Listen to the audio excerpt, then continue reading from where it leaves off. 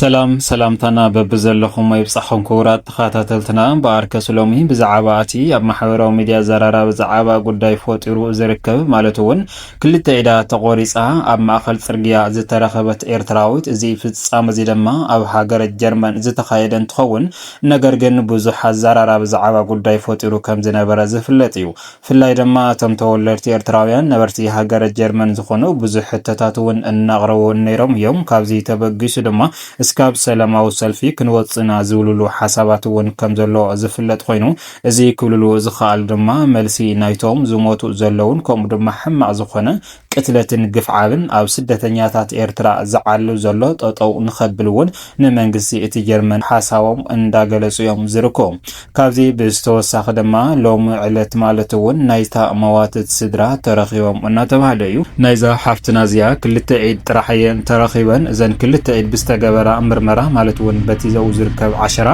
ኤርትራዊት ምዃና እዩ ተሓቢሩ ነይሩ። ናይዛ ሓፍትና እዚኣ ቤተሰብ እውን እስካብ ሕዚ ኣይተረኸቡን ግልጽ እውን ኣይኾነን ነይሩ። ነገር ግን ድማ ሎሚ እቶም ስድራ ናይዛ ሓፍትና እዚኣ ተረኺቦም እናተባህለ እዮም። ንሳቶም ድማ ናብቲ ሕጊ ቀሪቦም ግቡእ ዝኾነ ክትትል ንኽገብሩ እውን መፀዋዕታ ቀሪቦም እናተባህለ እዩ። እዚ ክኸውን ዝኽኣለ ድማ መብዛሕትኦም ቤተሰባ ኣብ ኤርትራ እንትኾኑ ነገር ግን ሓፍታ ኣብ ጀርመን ከም ዘላ እዩ እንዳተገለጸ ዝርከብ ዘሎ። ነዚ እዩ ድማ ቀሪባ ንክትከታተል ኢሎም ብዝገበርዎ ተፍትሽ ናይ ቤተሰብ ወይ ድማ ናይ ስድራ ናይዛ ሓፍታ እዚኦም ረኺቦም ዘለው ማለት እዩ። ነገር ግን ብዝገርም መልክዑ እዚ ሓፍታ እዚኣ ምስ ተረኸበት ዝተፈጠረ ብዙሕ ችግራት ኣሎ። እዚ ነገር እዚ ታይ ይመስል ንዝብልማ እዚ ሓፍታ እዚኣ ምስ ተረኸበት ብስቶም ናይ ሕጊ ኣካላት ምስ ተራኸበት ብዙሕ ዝተፈጸሙ ፍጻመታትን ብተወሳኺ ድማ ኣብቶም ስደተኛታት ማለት ኣብ ዓስከርያ ነይራ። ስለዚ ድማ ኣብኦም ዝተፈጠረ ነገር ኣሎ እናወልዎ እዮም። ነዚ እንታይ ይመስል ንዝብል እናባኹም እነብሎ ንኸውን ንቻነልና እዚ ሓድሽ ዝኾንኩም ሰብስክራይብ እናወልኩም ኣባላትና ድማ ላይክ ሼር እናወልኩም መደባትና እስካብ መጨረሻ ሓቢርኩም ናጽድሑ እምባርከስ ኣብዚ ማሕበራዊ ሚድያ ዘራራ ብዛዕባ ጉዳይ ፈጢሩ ዝቐነየ ማለት እውን ክልተ ኢዳ ተቆሪጻ ኣብ ስፓልቲ ዝተረኸበት ኤርትራዊት በዚ መሰረት ድማ ንብዙሓት ኤርትራውያን ዘቆጥዐ ፍጻሜ ነይሩ። እዚ ፍጻሜ እዚ ድማ ኣጋጣሚ ኮይኑ ደኣ ናብ ማሕበራዊ ሚድያ ስለ ዝወፀ እምበር ካብ ማሕበራዊ ሚድያ ወይ ድማ ካብ ካሜራ ወፃኢ እውን ብዙሕ ኣብቶም ስደተኛ ኤርትራ እናተፈጸመ ከም ዘሎ እዮም እቶም ኤርትራውያን ዝሓበሩ። ፍላይ ድማ ኣብቶም ኣብ ማዓስከር ዝርከብን ብዙሕ ዝበለ ጭቆና ከም ዘለዎ እንዳተገለጸ ዝርከብ። ነዚ እዩ እውን ድማ ናይዛ ኣማውታ ሓፍትና ንኹሉ ኤርትራዊ ኣቆጢዑ ዝርከብ። በአርከስ ፖሊስ እቲ ጀርመን ብዝገበሮ ምርመራ ማለት እውን ኣብቲ ጽርግያ ብዝረኸበን ክልተ ኢድ ጥራሕያ ኤርትራዊት ምዃና ተፈሊጣ ከምኡ ድማ ኣብ ማዓስከር ወይ ድማ ኣብ ማዕቀዊ ናይቲ ጀርመን ከም ዝነበረት ተገሊጹ ዝነበረ። ካብዚ ተወሳኺ ሓበሬታ ክኾን ዝኽኣለ ድማ እቲ ወዲ 3 ወርሒ ህፃን ከም ዝነበራ እዚ ህፃን እዚ ድማ ኣብ ቤተ ክርስቲያን ተደውሪዩ ከም ዝተረኸበውን ፖሊስ እቲ ጀርመን ንማዕኸናት ዜና ጀርመን ገሊጹ እዩ። በአርከስ እዚ ህፃን እዚ ኣብ ዝተረኸበሉ እዋን ናይዚ ህፃን ዘቕመጠ ሰብ ምስሉ ኣብ ካሜራ ከተርፍ ግድን እዩ። ስለዚ ድማ ንምንታይ ዘይንገረና ነወሉ ሓደ ወሃውቱ ርእይተውን እንዳገለጹ ዝነበሩ እዮም። ምኽንያቱ ድማ ኣብ ሕድሕድ ቀስቃሴ ጀርመን ብካሜራ ዝተሓገዘ ስለ ዝኾነ ነዚ እዩ እውን ድማ እቲ ህፃን ናፍቲ ቤተ ክርስቲያን ከምጽዎ ከሎ ወይ ድማ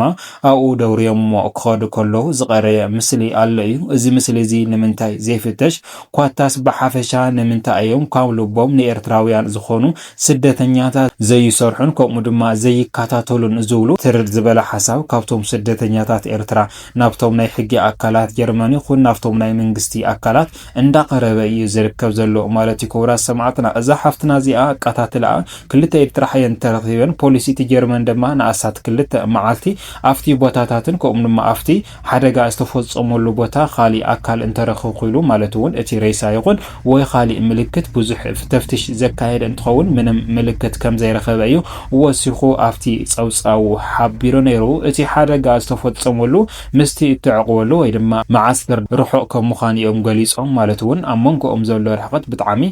ብዙሕ ርሕቀት እዩ ዘሎ። እዚ ነገር እዚ ካብ ማዓስከር ዝነበረት ኣብዚ ቦታ እዚ ክፍጸም ይልኻውን ዘይሕሰብ እዩ እናተባህለ እዩ ዘሎ ክቡራ ሰማዕትና። ነገር ግን በቶም ብዙሓት ኤርትራውያን ብዝገበርዎ ጻቕጢ እቲ በዓል ገዛእ ክተሓዘና ኣለዎ እናበሉ ነይሮም እዮም። ምኽንያቱ ኣብቲ ሓደጋ ዝፍጸመሉ እዋን እቲ በዓል ገዛእ ደሃዩ ከም ዘጥፍአ ዝፍለጥ እዩ። ነዚ እዩ እውን ድማ እቲ በዓል ገዛእ ፈጺምዎ ክኸውን ይኽእል እዩ። ስለ ስለዚ ዘይግነቱ እውን ይነገረና ኣበይ ከም ዘለውን ይፈተሸና ናወሉ እቶም ስደተኛታት ሓሳቦም እንዳገለጹ ከም ዝነበረ ዝፍለጥ እዩ ፍላይ ድማ ኣታ ኣብ ጀርመን ዝተረኸበት ሓፍታ ማለት እውን እቶም ስድራ ወይ ድማ ቤተሰባ ከም ዝተረኸቡን ተገሊጹ እዩ እዚ ክኸውን ዝኸኣለ ድማ ነቶም ናይ ሕጊ ኣካላት ንኽቐሎም ተባሂሉ እዮም እቶም ቤተሰብ ተረኺቦም ዘለዉ ብኣግባቡ ቀሪቦም ንክከታተሉ ድማ ተፈቒዱሎም ኣሎ እምበር ክስ እታ ኣብ ጀርመን ትርከብ ሓፍታ ናብቶም ናይ ሕጊ ኣካላት ጀርመን ኸይዳ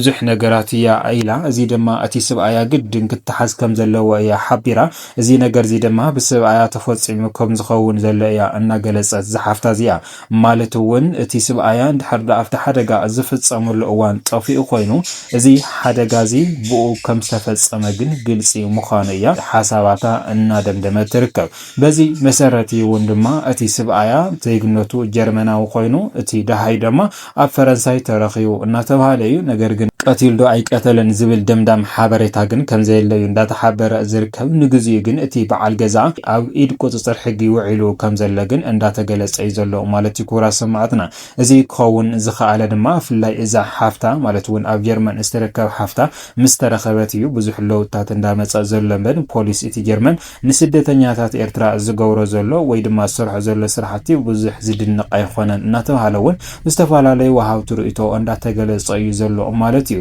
ንምንታይ ኢና ኤርትራውያን ክንቀተል ከለና ሱቁታ ዝመርጽ ፖሊስ እቲ ጀርመን ንሕና ኤርትራውያን እውን እንተኾነ ዓርሰ በዓርስና ተሓባቢርና ኣወገና ዘሎ ሰብ ፍትሕ ንኽረክብ ክንገብር ኣለና ዝብል ሓበሬታ እውን ኣሎ ምክንያቱ ንሕና ከም ኤርትራውያን መጠን ኣብ ጀርመን ዘለና ብቁጥርና ውሒዳት ኣይኮንና ኢና ስለዚ ድማ ነቲ ኣብ ጀርመን ዝወጽሖ ዘሎ ግፍዓዊ ዝኾነ ኣቃታትላ ይኹን መርሸንቲ ካልእ ግፍዕታት ክንከላኸሎ ኣለና ሰላማዊ ሰልፊ እውን ክንወጽእ ኣለና ናወሉ ብዙሕ ሓሳባት እንዳገለጹ እዮም ዝርከቡ በቶም ኣብ ማዓስከር ዝርከቡ ይኹኑ በቶም ኣብ ውሽጢ ጀርመን ዝርከቡ ኣካላት ማለት እዩ ክቡራ ሰማዕትና ነዚ እዩ ድማ ናይ ዝሓፍትና እዚኣ መልሲ ቀጥታ ክንረክብ ኣለና ጉዳይ ናይ ዝሓፍትና ልክዕ ጉዳይ ከም ጳውሎስ ዳዊት ማለት እዩ ህፃን ጳውሎስ ዳዊት ቀታሊ ዘይተፈለጠ ከም ዝተረፈ ዝፍለጥ እዩ እዚ ህፃን ጳውሎስ ኣማውጥ ድማ ሓሪ ሞይቱ ከም ዝተረኸበ ተነገሩ መን ቀቲልዎ ቅፅዓት እንታይ ተወሲዱ ዝብል ሓበሬታ ግን ኣብቲ ግዜ ንሱ ኣይተገለጸን ነዚ እዩ ድማ ናይ ዝሓፍትና እዚኣ ኣቃታትላ ወይ ድማ ናይ ዝሓፍትና እዚኣ ሓበሬታ እውን ከምኡ ኮይኑ ንኸይተርፍ መንግስቲ እቲ ጀርመን ዕሽሽ ንኸይብሎ ንፖሊስ እቲ ጀርመን ድማ ግቡእ ዝኾነ ሓበሬታ ንኽህበና እናወሉ ድምፆም እናስምዑ ዝርከቡ ባርክስ ንዝነበረና መደብ ሓበሬታ እዚ ይመስል ነይሩ እስካብ መጨረሻ ዝጸንሐኹም ካብ ልቢ እናመስገና ሰላምታይ ንዓኹም